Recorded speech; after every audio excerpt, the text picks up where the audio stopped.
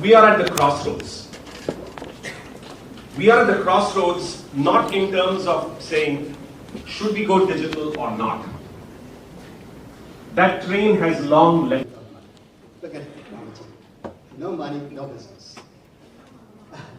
And this finance, there are two sorts of finance.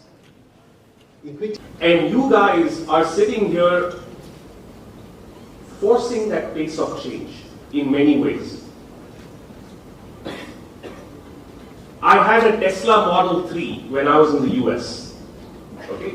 And that car was amazing because it had enhanced autopilot, it had the ability to navigate itself. I would get software updates seamlessly over the cloud. I didn't have to take my car to a maintenance showroom or maintenance place or anything. That everything would just get updated without any effort at all.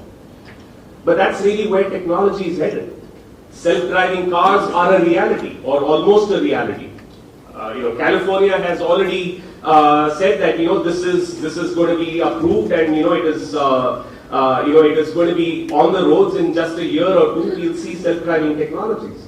But this is where the future is headed, and this is where people, leaders in technology are innovating constantly. And all of you sitting in this room today are about to hear from these leaders and to learn from them and to contribute to this discussion. Because I think it is really important for you to engage with them and to basically learn and engage in such a way that we all benefit from the knowledge that is being created together in this classroom. I use those words very carefully. Knowledge that is being created in this classroom or in this room here. Because we talk about the notion of co-creation of value. There was a time when people used to just sit, if I put on, again, if I think about my days in advertising, we used to have advertising that was beamed out to customers through television. Today, digital marketing has changed the entire conversation where consumers, customers are jointly creating value, contributing ideas back to the company. What is enabling that? Digital technologies, seamless interaction with companies, dialogue, transparency. These are the ideals on which co-creation of value is founded. And that is really where technology is headed. And I'm so glad that we have so many people here, illustrious people here, who can share their wisdom with you. So without any further ado, please join me in welcoming our speakers here. And I'm delighted to welcome all of them here and to basically declare this function open. So, Jai Hind. We got here to the campus at about 6:15 yesterday, and as we came through the gates, we came a little further down, we were met by Meenakshi and the team. I kept looking around, and the energy was just amazing. I couldn't sleep last night. I got up at 3 o'clock. I was up till 5 o'clock. And I told Suresh that our professor gave me Ramnath dinner this morning. And he said, why? I don't think I can express to you, first of all, how humbling it is to be invited here. I do not come here as an expert on anything. I'm a student of the consumer and a student of retail. I started at the bottom in my career. I used to stock shelves, unload trucks, and clean floors at a retail store in the US, out of lack of choice. I did not have the opportunity to go to school like you did. So today, as I hear the introduction I get, I don't think I'm deserving of it. I'm here to give back to you what I missed out in my life in a sense. So I hope this is more sharing of a journey rather than an expert speaking about anything. Because honestly, every day I believe I have a hell of a lot more to learn. The energy in this place is absolutely fascinating. I think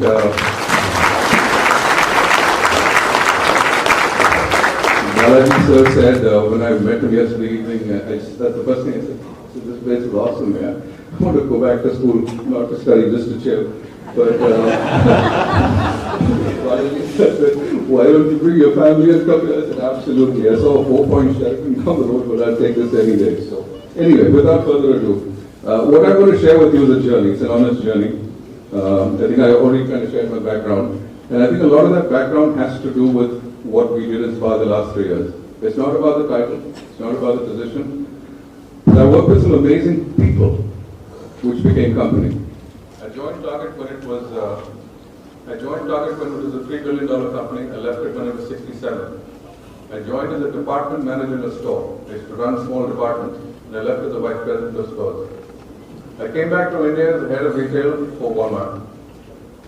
I joined McKinsey without an education qualification. And I kept asking myself, how was I so lucky? I think right through it was the people you surrounded yourself with, the environment that is created for you in terms of innovation, exploration, and risk-taking that made me what I am today. I joined SPAR about 3.5 years back, and a lot of you, I'm sure, don't know about SPAR. I stopped being arrogant when I joined SPAR and I started handing out a business card to everybody. And I think 10 out of 10 people didn't know what SPAR was. SPAR, by the way, is one of the biggest food retailers in the world. It's based in Amsterdam. And it is a franchise that's taken by my owners, the Landmark Group Dubai. It has close to about 12,500 stores, and very soon we're going to be in 50 countries. The beauty of SPAR has been how fast and how quickly we share knowledge. I think Professor Vasantan talked about it. In today's world, that is ever more critical than just coming up with knowledge, because a lot of people don't do anything with it. 3 years back, when I joined SPAR, just like any other new boss who takes over business, I sat down and started talking to my team about, who are we, what are we doing, what are the business results, what's happening around us. And I heard all this stuff coming at me. And this, very gratefully, was given by my CTO, who's also going to be talking later on this evening. And half of which somebody like me didn't understand. But I kept on saying, oh yes, AI, BI, CI, DI, right? No, I'm not joking. I am not a techie by any sense of imagination. I think one of your colleagues was saying this morning was busy trying to download an app for me because I didn't even know how to get on to get an app somewhere. But as this information kept coming to me, we all sat around and started asking ourselves what we were doing and why we were doing what we were doing. All I kept hearing from my team, especially when we started talking about the Bangalore stores, was that we were struggling because of traffic. We were struggling because of Amazon. We were struggling because of Big Basket. We were struggling because of Big Bazaar. And all I kept hearing was all the reasons why something was not going to work. And I kept asking myself, and I asked them the same question. I said, then that means if we keep doing what we're doing, guess what we're going to get? The same result. Nothing was going to change. So I pushed them to start looking out and saying, what are you seeing outside? What is happening in the market? Let's just talk. Let's just throw away all the numbers. Let's see what's happening. What is so special about India? And I think Dr. Balchandran could have said it any better. I don't think most of us even realize the power, the diversity, and the opportunity that sits in this country. And I say this having been outside of this country for 21 years. When you see all these kind of things, you're saying, and everywhere you look, every morning when I drive around, all I see was entrepreneurship around me. And that's why I started pushing my team saying, let's take a risk and let's go somewhere where somebody hasn't gone. I remember the speech that my ex-CEO from Target, Bob Aldrich, who was a visionary and one of the leaders of retail, I still carry a small booklet with me. And it talked about, I think it was the Robert Frost poem, which tells you to go down the path that was never taken. I'm not a poet, I'm not a philanthropist, neither am I a visionary. But I pushed my team to take a risk and said, let's go down a different path. They used to keep telling me all the light bulbs are either on or the shape of the light bulb is something different. All I asked was keep coming with ideas. Let's see what needed to be done different. But the first thing we needed to answer for ourselves was the fact that we needed to do everything we did for the consumer and nobody else. We did not bring up the financial conversation first when we started this journey. We did not talk about the P&L, we never talked about profit, we never talked about loss, we never talked about any of that, and even today, we do because I have to report to the board, but everything we have done for the last 3.5 years has been about what needed to be different for the consumer. There was a reason she was not shopping at SPAR anymore. There was a reason for it, and that reason was she did not want to go through that traffic Have you been to Bangalore?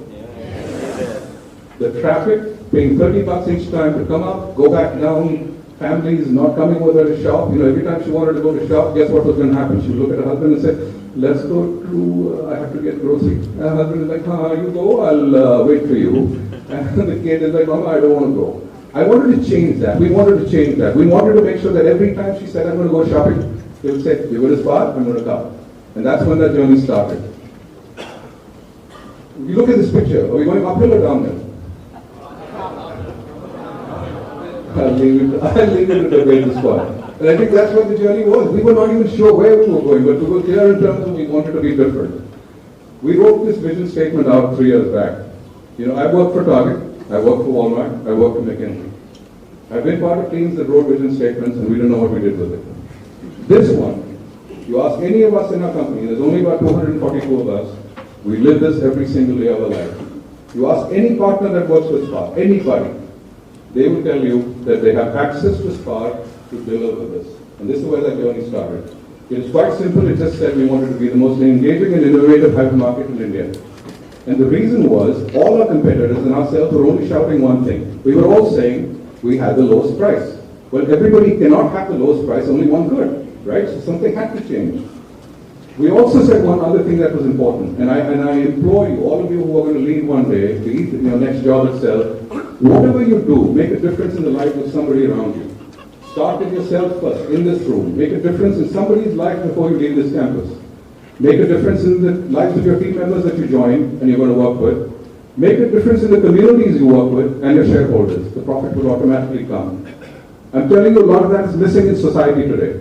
We're becoming individualistic, we're focused on what we want, what I want, and the we's going away from us. And I think that's the beauty of what we've been doing, and you'll see kind of in the end what has helped us get. Digital was all around us. 99% of us in that company didn't understand what it was, except my guru, Sunil Nair, who will talk about it later on. And we would all look at him every time he said, oh yeah, we could do this, or we could do that, or whatever. But the best part of the journey is that the 2 people sitting here, who will be, I think, on panels later on today, are the ones who enabled this business and enabled the success of SPAR in the last 3 years. Sunil, who is technically called the CPO, but is my business enabler, and Sutanu, who is my head of HR, who I believe is the chief digital officer. And the reason I say that is, I think the culture of a company is what defines what it's going to be. Just because you say, I'm going to hire a digital officer, your company is not going to become digital tomorrow. You have to feel it, you have to see it, you have to sense it, and then you have to do something about it. So ideas kept coming. We kept looking around and saying, what's going on? How can we be different? And guess what? India is a perfect place to see differentiation.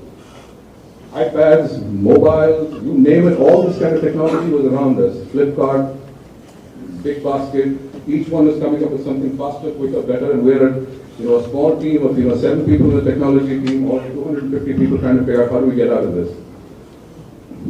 This was the beauty, and this was the story of that engagement. We Indians, we figure out some way to have entertainment happening. And this is what you will kind of see in the SPAR store today. But guess what? This is what life is about. If I had tried to do what I did in the US, and by the way, I did.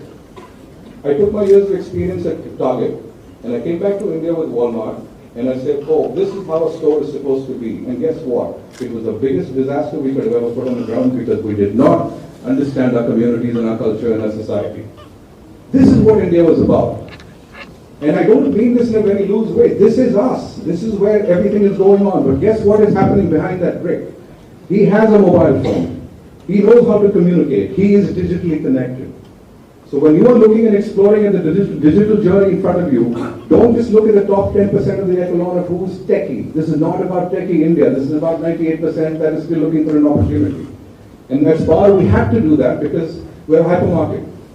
We don't sell diamonds, we sell food and grocery. We sell apparel, we sell home. We have to cater to everybody, the child, the mother, the father, the grandmother, and the grandfather. So we have to look across the ecosystem to say, how do we make it work? Why do we have fun? And at the same time, not miss out on the digital journey that most of my competition was not even looking at in a sense.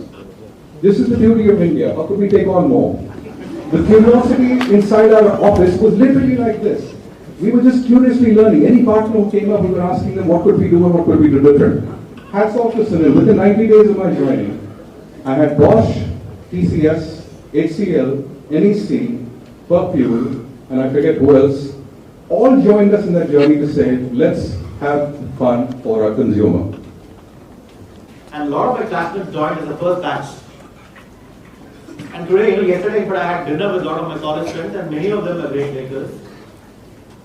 I mean, it doesn't matter, IIM has also given way to amazing institutions like Great Lakes, which is now becoming a force to reckon, whether it's ISB or Great Lakes. I think it's a different league that is being built, and to hear Dr. Bala, again, what an inspiring story.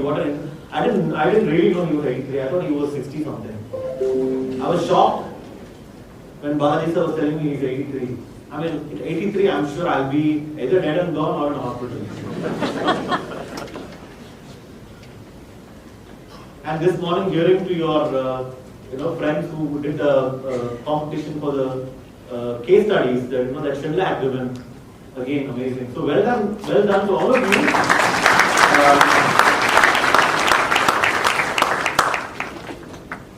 So all the panelists here as well. I think it makes me feel very special to be here to talk about a little bit of my journey, but more about digital of elevators as well.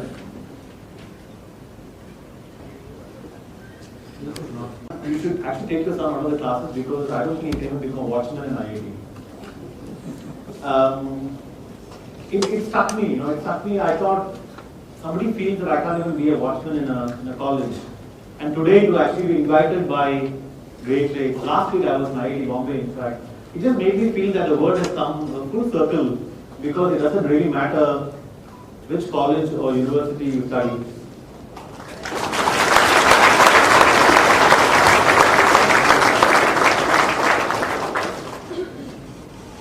I was going to say that what is important is, as the Christian rightly said, what each of you can bring to the table to anything that you do. Again, I graduated with instrumentation control engineering from SRM. But thankfully, I finished in 4 years. But I had a lot of subjects I failed throughout my time, 4 years. I was the only student in Melbourne. I didn't get an honors degree of my class. I think it doesn't matter because what matters is what is that each of us can bring to make a difference is what makes you successful in life.